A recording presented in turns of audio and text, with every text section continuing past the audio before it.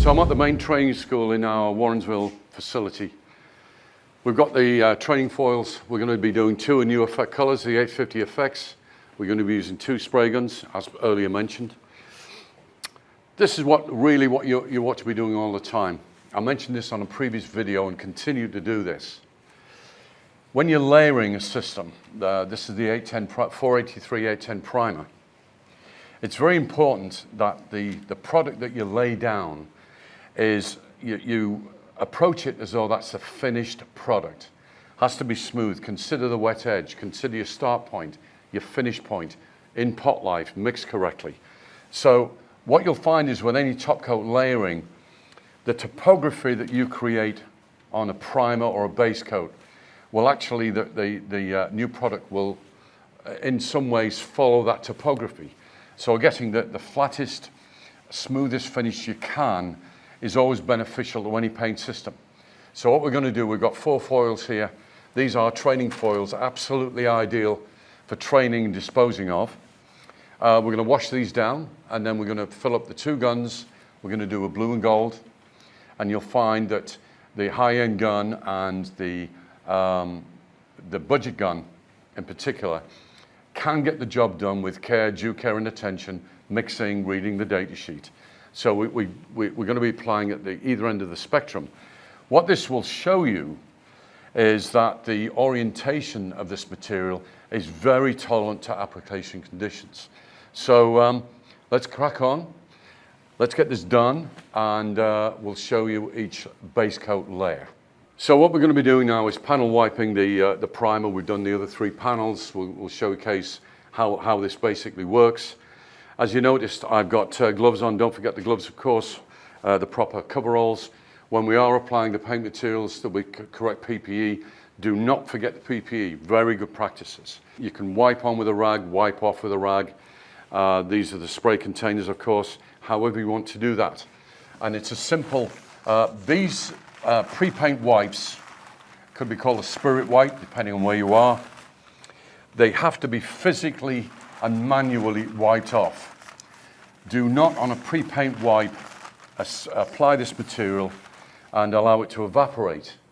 This requires a manual removal process. So this is the cleaning, a very simple procedure, but again, it's vital. Clean, clean, clean is the key. Making sure that each layer is the best that the layer can be. That saves scuffing time, sanding time, removal of dirt time. It depends where you want to put the money and the hours, but certainly for sure, the first time right process is always the most economic. So as described, we're using 2 guns, the high end and the budget side.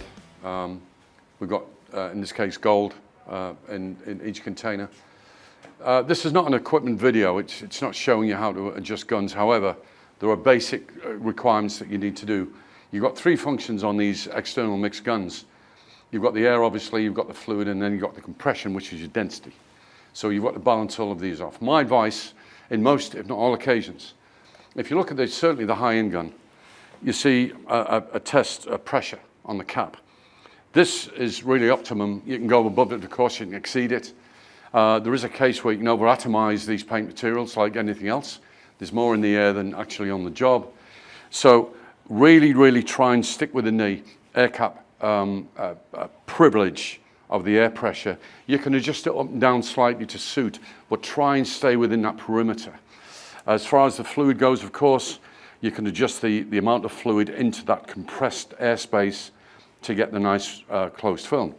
Now, the definition of a coat of paint, we at Sherwin-Williams, certainly on the aerospace side, we recommend that each layer is a closed film. There are tribal knowledge out there. There is tribal knowledge where you put the scatter coat down and then you start building the layers. The way we do these materials is that each layer is a closed, wet, compressed film. What that gives you is a good start for orientation, color, hiding, and so on and so forth. So what I'm going to be doing, I'll adjust these guns, including the budget gun, within the limitations of the air cap. Again, there is information, even on a budget gun, between the air going in, the fluid coming out of the fluid nozzle and the compression within the fan space. So we're going to be adjusting these up and applying the gold in 2 cross-coat applications.